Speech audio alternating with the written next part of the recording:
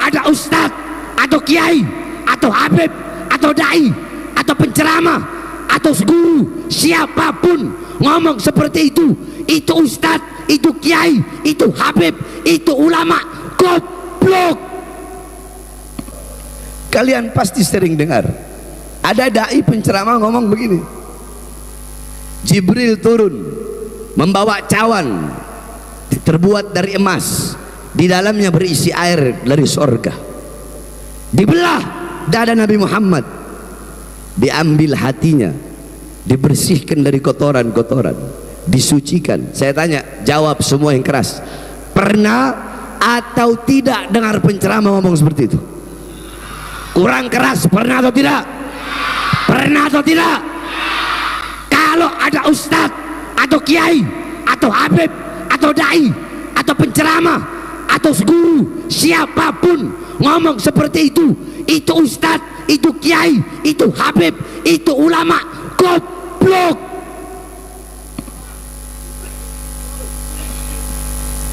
Saudara-saudara, kewajiban dai itu, kewajiban penceramah memberikan pemahaman, memberikan penjelasan kepada umat, kepada pendengar sesuai dengan akal mereka untuk menerima penjelasan dan penyampaian tersebut. Sekarang kalau ada ustadz, kiai, dai ngomong begitu, orang bakal berpikir dibersihkan. Jangankan dia ngomong hati Nabi dibersihkan dari kotoran, gak usah ada bahasa kotoran. Contoh, saya ngomong begini, hati Nabi Muhammad dibersihkan, cukup sampai di situ penjelasan saya. Hati Nabi dibersihkan, udah cukup sampai di situ. Pemikiran kalian apa? Sesuatu yang dibersihkan berarti sebelumnya apa? Sebelumnya apa? Sesat akhirnya, tidak benar otaknya akhirnya. Apalagi ngomong dibersihkan dari kotoran. Saudara-saudara, kalian buka kitab Asy-Syifa karangan Imam Qadhi Iyad, darah Nabi, nggak usah ngomong hati Nabi, kejauhan. Darahnya Nabi suci, air kencingnya Nabi suci, kotorannya Nabi suci, nanahnya Nabi suci, apalagi hati baginda Nabi besar Muhammad. DNA darah itu tidak bisa menjadi tolak ukur masalah nasab, dan sangat berbahaya kalau tes DNA ini akan menjadi tolak ukur tentang nasab seseorang. Sekarang kita buktikan benar nggak ada darahnya Nabi. Kalau silsilahnya nyambung nggak, itu bisa dengan ilmu nasab, bisa dengan kitab-kitab nasab. Kalau ada darah Nabi atau tidak, itu dengan tes DNA.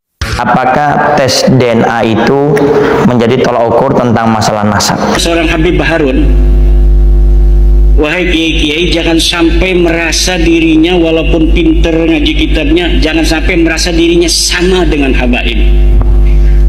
Anda ini kiai nggak bisa sama dengan habaib, karena habaib ini turunan Nabi, ada darahnya Nabi. Sekarang kita buktikan benar nggak ada darahnya Nabi.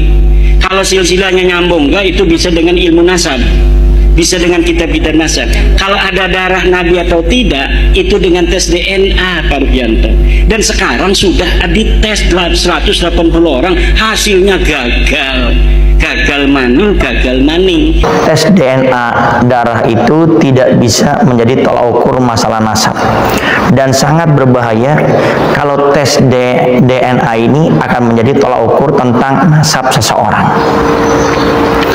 Nasab itu ditentukan dari pernikahan yang sah, yang telah diatur dalam agama Islam, yang telah dibawa oleh Nabi Muhammad SAW, dan kita sebagai umatnya Nabi Muhammad SAW yang patuh dan taat mengikuti apa yang disampaikan, yang diajak oleh kita punya Nabi. Sehingga nasab itu nanti lewat pernikahan yang sah, artinya dengan adanya pernikahan. Kalau seandainya tes DNA ini menjadi tolak ukurnya, nanti ada orang bisa menitipkan daripada spermanya ke dalam rahim seorang perempuan tanpa lewat pernikahan, dan ini akan menjadi bahaya kalau ini dijadikan tolak ukur tentang nasab seseorang. bisa dipastikan tidak ada satupun mereka yang mengaku Ba'alwi sebagai keturunan Nabi itu adalah keturunan Nabi, tidak ada. Tapi kalau masalah nasab ini sudah qat'i dengan tes DNA, mereka laisu min abna'i Rasulullah sallallahu alaihi wasallam. Nanti pun orang-orang pada ketakutan semuanya dan merasa ragu. Saya ini nanti pas mau dicek tes DNA ini, kira-kira ini orang tua saya atau tidak ya? Bahkan bisa menjadikan timbul fitnah, kegaduhan yang luar biasa. Kemudian yang namanya nasab itu lewat pernikahan dan juga lewat saksi-saksi yang ada. Bukan sekali lagi menggunakan tes DNA itu. Karena ini untuk menunjukkan tentang masalah nasab. Bukan dengan tes DNA hanya semudah yang kita bayangkan. Saya mengatakan tes DNA sekarang-sekarang. Dulu enggak, ini sudah setahun 7 bulan saya tidak ngomong-ngomong tes DNA. Karena ketika sudah kita ungkapkan kebenaran melalui kitab, melalui sejarah, melalui standar ilmiah yang universal, mereka tetap mengaku ngotot, marah, mencela, mencaci saya, kemudian tetap mengatakan saya turunan Nabi dan kamu adalah begal nasab. Oke, kalau masih kekeh mengaku turun Nabi, ada cara lagi, yaitu tes DNA itu. Kalau sudah benar-benar itu terjadi friksi yang diametral, tidak ada penengahnya, hakimnya ada, yaitu tes DNA. Dan ini kalau dibawa ke negara, ujungnya pasti tes DNA. Seperti halnya adanya tes DNA seperti ini. Cobalah kita pikirkan secara cermat. Dari dulu tidak ada pertanyaan seperti ini. Dan Al-Fakir, saya pribadi berhusnudon pun, saya kurang paham. Mudah-mudahan ini hanya omongan orang saja, tidak hakiki. Karena kalau seandainya tes DNA ini menjadi tolak ukur masalah nasab, tidak usah jauh-jauh 50 tahun atau 100 tahun yang lalu para ulama dari kalangan para habaib, mereka pasti akan mengetes tes DNA untuk seorang anak laki-laki yang akan menikah dengan anak perempuannya. Kenapa? Para habaib sangat menekankan masalah nasab, bagaimana mereka punya seorang anak syarifah akan dinikahkan dengan para habaib, dan itu nanti akan menjadi tolak ukur tentang masalah nasab daripada anak mereka yang anak perempuan yang menikah dengan seorang laki-laki dari kalangan sayyid atau dari kalangan habib. Maka ini yang harus menjadi cerminan yang sungguhnya. Karena ketika Mario Teguh berbeda pendapat dengan anak dan istrinya, kata istrinya yang sudah dicerai itu bahwa anak ini anak Mario Teguh. Kata Mario, bukan. Dia takut sama istri yang sekarang kan. Akhirnya anaknya tes DNA, Mario Teguh tes DNA, dan ditemukan tes DNA-nya betul bahwa anak ini, Danang apa siapa itu, adalah anak dari Mario Teguh. Jadi ketika terjadi friksi, ta'arud yang tidak bisa diselesaikan, maka friksi. Salah satu-satunya cara adalah tes DNA. Friksi, mohon maaf, friksi ini orang awam nih, friksi belum paham apa artinya gitu. Ah, gitu. Ya, terjadi perbedaan pendapat. Ah, gitu. Jangan banyak komentar tentang masalah agama yang kita nggak pernah belajar ilmu agama. Lalu bagaimana sikap kita kalau ada sesuatu yang mungkin bertentangan dengan apa yang sering kita dapatkan dari ustadz kiai ulama kita? Satu, diam. Menurut pakar genetik, kalau garis laki tidak mungkin darahnya beda dengan darah Nabi. Tapi kalau garisnya sudah ke selang perempuan, itu bisa terjadi tidak terdeteksi. Oh ya, padahal di Ba'lawi ini kan mereka anti terhadap nasab perempuan. Mereka itu lurus laki-laki semua ngakunya. Gitu. Makanya mudah untuk dideteksi. Ketika haplogrupnya G keluarnya hasilnya bukan J1, ya berarti mustahil keturunan itu siapa Nabi. J1 siapa ya? J1 itu turunan Nabi Muhammad. J1 G itu Ba'lawi, hasilnya G itu kebanyakan. Berarti yang J1 semua sayyid dan sarif di dunia ini semuanya J1 ya. Dan sudah puluhan ribu yang tes DNA. Keturunan Nabi di dunia ini puluhan ribu yang tes DNA. Seluruh dunia banyak keturunan Nabi di dunia ini. Nah, kalau yang datang ke Indonesia ini masif mengaku ini dari satu keluarga saja, namanya keluarga Ba'alwi, dan sudah terbukti tes DNA-nya nyimpang. Tes DNA Nabi kemana, tes DNA dia kemana. Nanti pun orang-orang pada ketakutan semuanya dan merasa ragu. Saya ini nanti pas mau dicek tes DNA ini, kira-kira ini orang tua saya atau tidak ya? Kira-kira 80%-nya itu mengalir darah Rasul, baik dari sisi ibu atau garis bapak gitu ya. Menurut teori daripada ilmu nasab, ya. Karena apa? Wali Songo itu saja sudah 9 generasi yang terakhir. Sebelumnya sudah ada. Maka menurut pakar genetik, ini 80% ini bisa jadi mengalir darah Nabi kepada orang-orang Jawa, orang-orang Nusantara. Karena apa? Karena jumlah daripada turun Nabi yang datang ke Indonesia abad ke-16 ini sudah banyak waktu itu, dan keturunannya sekarang itu sudah sekian ratus tahun. Kalau dihitung secara ilmu matematika genetik, ini bisa jadi seluruh penduduk Indonesia 80%-nya itu adalah mengalir darah Nabi besar Muhammad sallallahu alaihi wasallam. Atau juga nanti sudah masyhur, sudah dikenal di khalayak umum bahwasanya ini adalah anaknya orang ini, dan itu sudah cukup. Tidak harus pakai tes DNA, dan sangat berbahaya sekali lagi kalau nasab itu dikaitkan dengan yang namanya tes DNA. Kalau tidak ada api, tidak ada asap. Gak ono kelu, berarti gak ono gendine.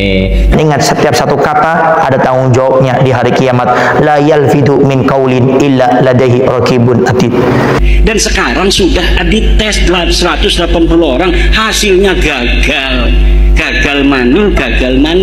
Karena Gak apa? ada satupun yang nyerempet. Tidak ada. Oh, gitu. Bisa dipastikan tidak ada satupun mereka yang mengaku Ba'alwi sebagai keturunan Nabi itu adalah keturunan Nabi, tidak ada. Maka saya mengatakan kepada pembela-pembela Balwi itu, masalah akhlak kan itu ada yang baik, ada yang tidak. Masalah ilmu ada yang pintar, ada yang tidak. Kita hormati yang berakhlak baik, yang berilmu, tapi jangan minta tarif, kan? Begitu. Tapi kalau masalah nasab ini sudah qat'i dengan tes DNA, mereka laisu min abna'i Rasulillah sallallahu alaihi wasallam. Baik, itu tadi ya sebuah cuplikan tentang adu data. Diambil. Kalau ada ustadz atau kiai atau habib atau dai atau penceramah atau guru siapapun ngomong seperti itu ustadz, itu kiai, itu habib, itu ulama, goblok. Kalian pasti sering dengar ada dai penceramah ngomong begini, Jibril turun membawa cawan terbuat dari emas, di dalamnya berisi air dari sorga. Dibelah dada Nabi Muhammad, diambil hatinya, dibersihkan dari kotoran-kotoran, disucikan. Saya tanya, jawab semua yang keras. Pernah atau tidak dengar penceramah ngomong seperti itu? Kurang keras, pernah atau tidak? Pernah atau tidak? Kalau ada ustadz atau kiai atau habib atau dai atau penceramah atau guru siapapun ngomong seperti itu ustadz, itu kiai, itu habib, itu ulama, goblok.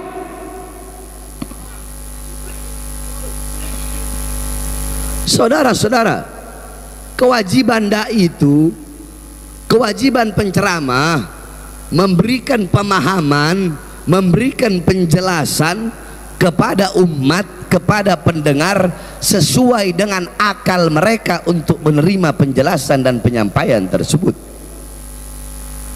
Sekarang kalau ada ustadz, kiai, dai ngomong begitu, orang bakal berpikir dibersihkan. Jangankan dia ngomong hati Nabi dibersihkan dari kotoran, gak usah ada bahasa kotoran. Contoh, saya ngomong begini, hati Nabi Muhammad dibersihkan, cukup sampai di situ penjelasan saya. Hati Nabi dibersihkan, udah cukup sampai di situ. Pemikiran kalian apa? Sesuatu yang dibersihkan berarti sebelumnya apa? Sebelumnya apa? Sesat akhirnya, nggak bener otaknya akhirnya. Apalagi ngomong dibersihkan dari kotoran. Saudara-saudara, kalian buka kitab Asy-Syifa karangan Imam Qadhi Iyad. Darah Nabi, nggak usah ngomong hati Nabi, kejauhan. Darahnya Nabi suci, air kencingnya Nabi suci, kotorannya Nabi suci, nanahnya Nabi suci. Apalagi hati baginda Nabi besar Muhammad. Hamdan wa syukran lillah.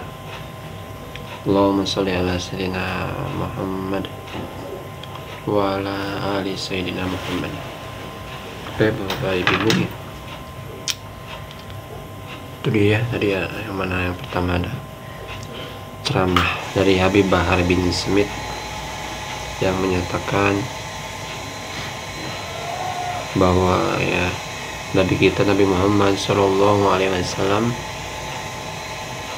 ya sama Allah dibersihkan dadanya di umur beliau 5 tahun atau 7 tahun ya Bapak Ibu. Dan menurut Habib Bahar itu salah. Saya juga ya kurang tahu ini infonya. Dan intinya ya kita perbanyak aja salawat kepada Nabi Muhammad Shallallahu Alaihi Wasallam. Allahumma sholli ala Muhammad wa ala ali sayyidina Muhammad. Ya mungkin beda-beda penafsiran kali ya Bapak Ibu. Ya juga ada debat dua sisi pandangan yang berbeda tentang tes DNA. Yang pertama ada dari Kiai Haji Madudin, yang kedua dari ada seorang Habib ya, yang mana sama-sama mempunyai argumen masing-masing. Oke, jadi gimana menurut tanggapan Bapak Ibu? Silahkan komentar ya. Oke, sampai jumpa di next video. Bye bye.